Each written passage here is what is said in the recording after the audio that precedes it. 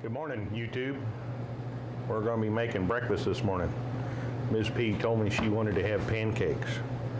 So my standard pancake recipe includes a mix. And this is the Bisquick shake and pour stuff we get from the grocery store. For some reason, the grocery store has decided to go and sell only the large ones, which is about twice as much too much than we usually need. So I'm going to be making a whole bunch of pancakes this morning. Come along with me and we'll make breakfast. Yeah, the first thing we're going to do is we're going to mix up our wet ingredients. I start off with some vegetable oil. I've got this 3-cup measure that I like to use with my little vertical blender, and I go and basically just cover the bottom with it. And that's plain old vegetable oil. A little bit of oil in there for some reason helps the baking powder and the baking soda do its thing. Don't know how or why that happens, but it works. And next we've got Mexican vanilla. This is some real Mexican vanilla that we got on one of our trips down to Mexico. And this is some really good stuff. And again, I put in just enough to cover the bottom. I would say that's a really heavy teaspoon if I was to measure it. Now, next we've got ground nutmeg. And a little bit of this stuff goes a long way. It really, really does. So, I go and find one of Mrs. P's smallest measures, which is well, I thought it was down here. Got about a half teaspoon. And that's probably too much.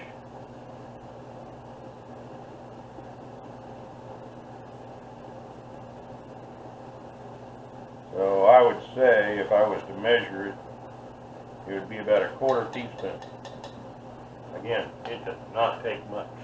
And that's just plain old ground nutmeg. Now, here's one of my secrets. I like to add 2 teaspoons of baking powder. Now, this baking powder makes for some fluffy pancakes.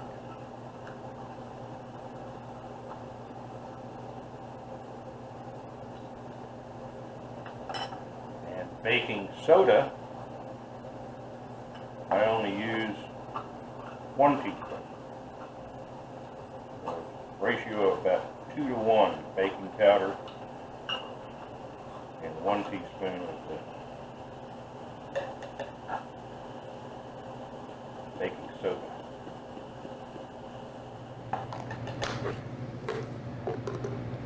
And that's our dry and wet ingredients.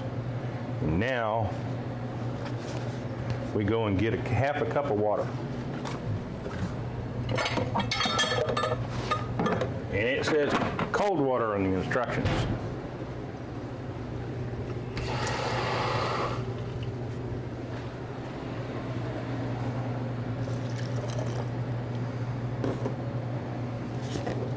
And again, we have our shake and pour stuff here.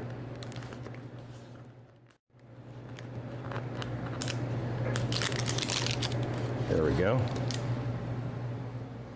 I like to take this stuff before I put any of the dry ingredients in it, put the blender into it. You take that oil and water and vanilla and baking soda and nutmeg and mix it up really, really good.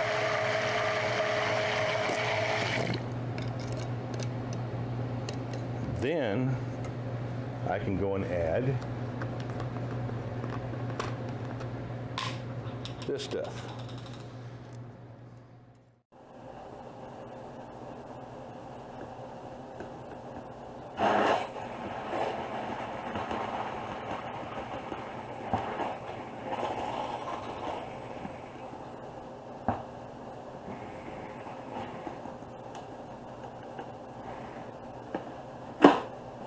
I'm going to make a mess, and Mrs. P was going to fuss at me.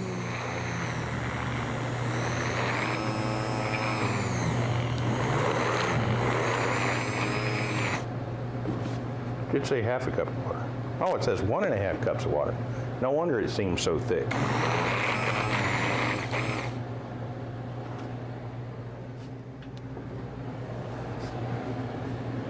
Now we're going to add 1 cup more water. As you can tell, that pretty much fills that thing up. You don't want to blend this too long, but I do like to get it thoroughly mixed. You got to scrape down the sides and get all that stuff down in there. And as you will notice, this stuff is starting to poof up already. Makes a thick paste. But it immediately starts to grow thanks to the baking powder.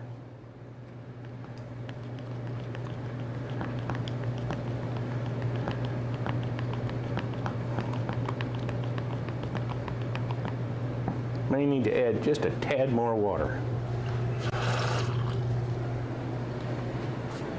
Just a tad.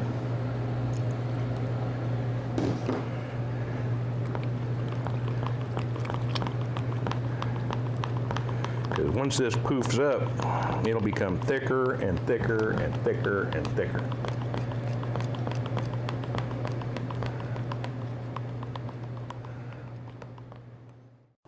Now there's one of my other secret weapons. This is one of those things that has a trigger on the side of it, and it has a little hole down on the bottom. Makes it real easy to go and lay them down on the griddle. Before this stuff gets too poofy, you pour it in here, and then let it continue to rise. Just like bread, this stuff will rise.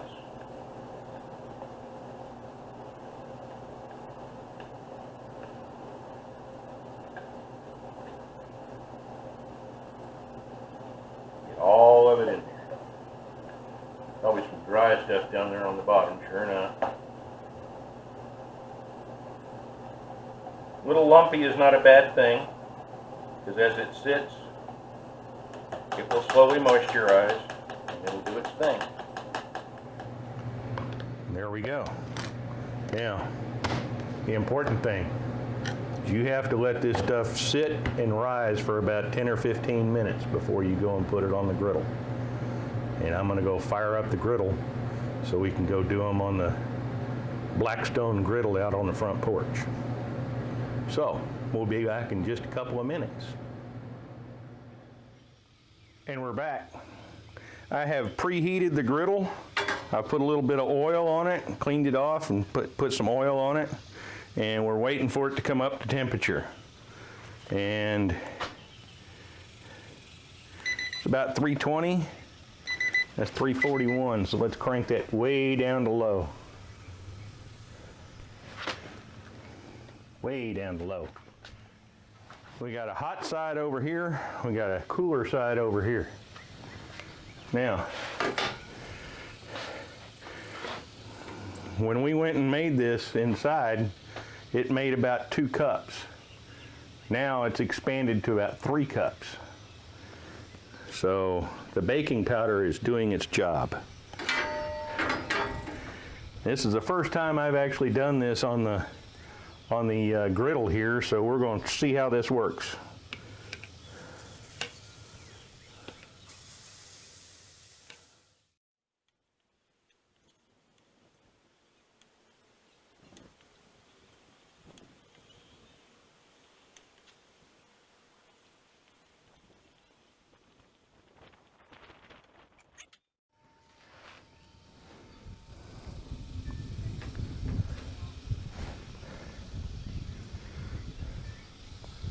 We are going.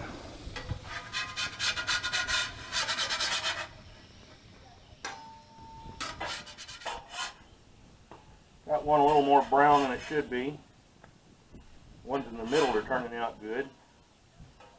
So, note for next time, don't put it directly over a burner, or it will stick and it will burn. Like that one. That one's like blackened. That's a Cajun pancake right there.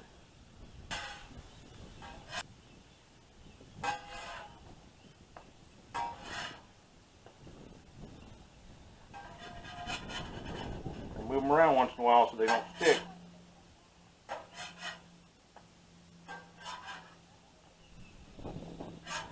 Yeah, definitely do that in the middle.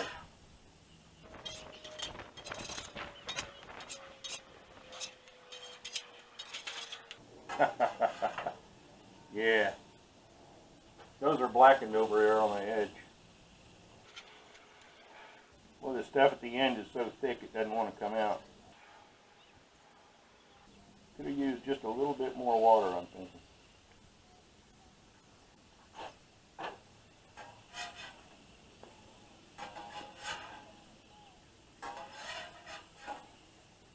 Poofy Pancakes.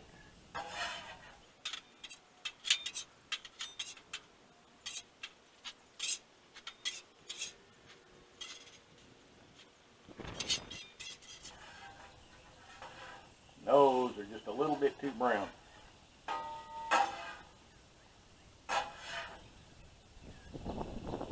We'll probably feed those to the cats.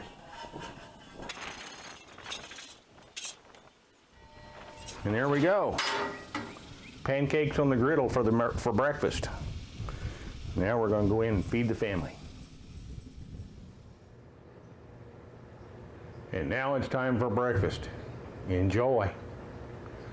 Thanks for coming and hanging out with it this morning and helping me make breakfast. Like, subscribe, hit that notification bell, and leave me a comment, please. I would appreciate it. Come back and see us.